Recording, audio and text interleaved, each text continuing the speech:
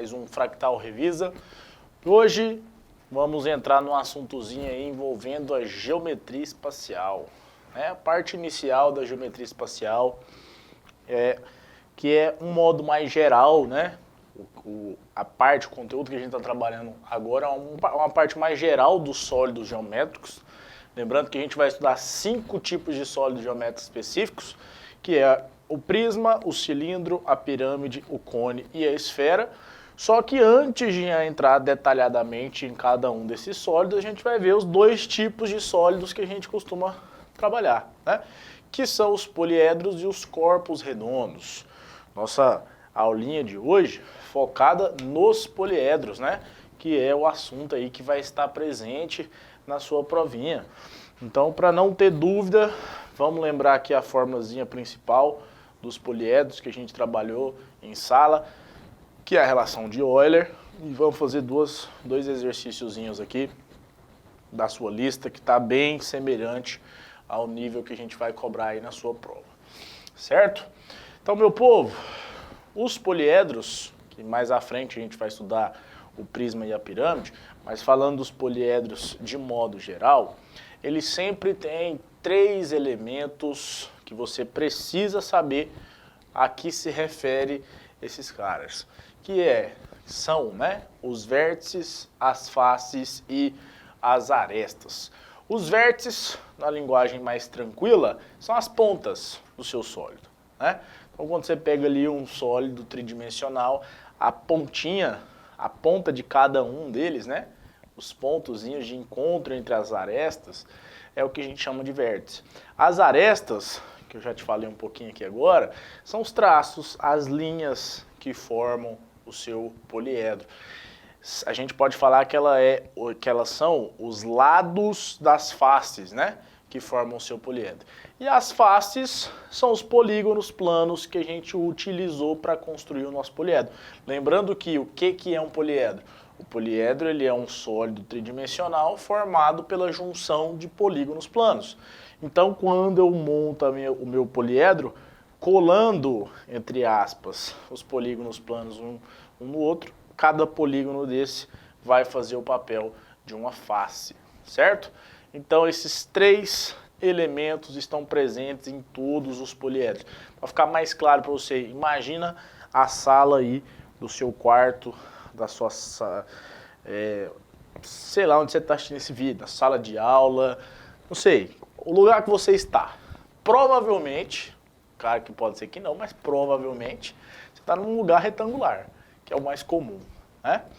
As paredes que você está vendo aí, eu vi que você olhou para a direita, para a esquerda e para frente agora, o teto e o chão fariam o papel da face de cada do seu poliedro, que seria o local que você está, né? Se você pegar a quina da parede, né, do teto até o chão, ou a quina aqui na horizontal, faria o papel das arestas.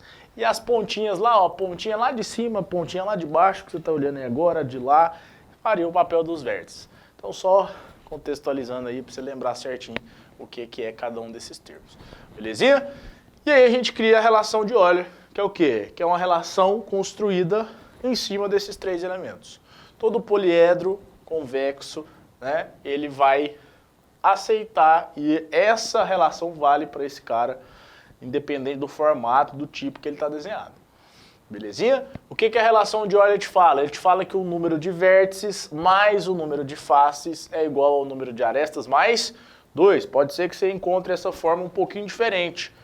Porque às vezes o cara pega esse A positivo e joga para A negativo, e aí fica V mais F menos A igual a 2. Também tem essa variação da forma. Mas normalmente a gente encontra essa fórmula desse formato aqui mesmo, e é o formato que eu prefiro, né? Mas se você já está acostumado com esse outro tipo, perfeito, sem problema nenhum. Fechou? Então lembrando que o V é o número de vértices, o F é o número de faces e o A é o número de arestas. Tranquilinho? E aí, V mais F igual a mais 2. Qualquer poliedro que você quiser, pegou o número de vértices, somou com o número de faces, isso vai ser o número de arestas mais 2. É isso que a nossa formulazinha nos mostra.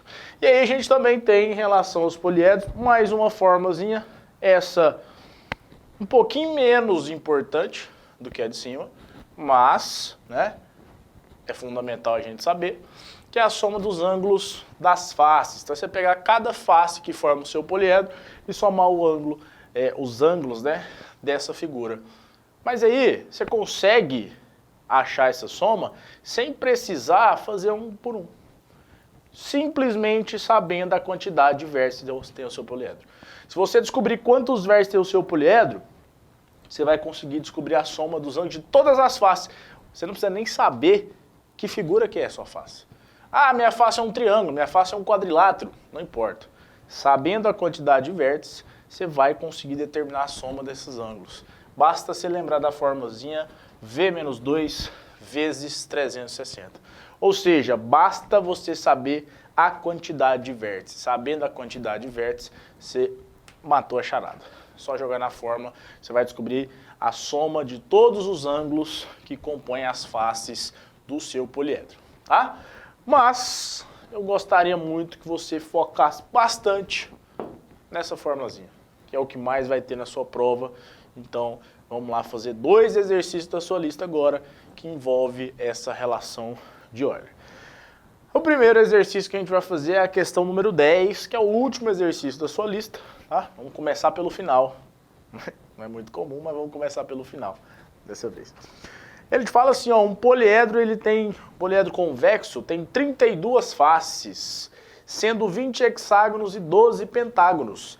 Determine o número de vértices desse polígono. Na verdade, é desse poliedro, né? Meu povo, ele me deu a quantidade de faces, que é 32. E aí, ele me disse que esse poliedro ele tem 2 tipos de faces. Ele tem, das 32, 20 faces que tem o formato hexagonal. Então, eu tenho ali 20 hexágonos. E eu tenho o restante, né? Os 20 são hexágonos, eu tenho 32 faces. O restante que são 12 faces pentagonais. Então, eu tenho aqui 12 pentágonos. A pergunta do cara é muito simples. Calcule o número de vértices. O F a gente tem. Eu quero ver. Para eu conseguir achar esse V, eu só preciso descobrir uma coisa antes. Que é o quê? O A, o número de arestas. Porque se eu simplesmente for lá e substituir na minha fórmula, eu vou ficar com 2 incógnitas. E aí uma equação em 2 incógnitas não serve para nada, né? Então primeiro eu preciso descobrir o A. Mas eu te ensinei. Eu te ensinei a achar uma relação entre as faces de um poliedro e a quantidade de arestas, se você souber o formato dessas faces. E é exatamente o que a gente tem aqui. A gente tem o formato das faces do seu poliedro. Eu te mostrei que a relaçãozinha entre a quantidade de arestas e as suas faces, você precisa com certeza saber o formato dela e analisar quantos lados vão ter cada um das suas faces. Quantas arestas vão ter cada uma das suas faces. Pensa comigo, se eu tenho uma face no meu poliedro que ela é hexagonal, então só essa face ela vai me fornecer 6 arestas. Se eu tenho uma face no meu poliedro que ela é pentagonal, só essa face ela vai me fornecer 5 arestas. Aí você pensa, vamos pegar os pentágonos. Aí, eu tenho 12 pentágonos. Cada pentágono me fornece 5 arestas, então eu faria 12 vezes 5, 60. Ah, mas eu também tenho 20 hexágonos. Cada hexágono me fornece 6 arestas.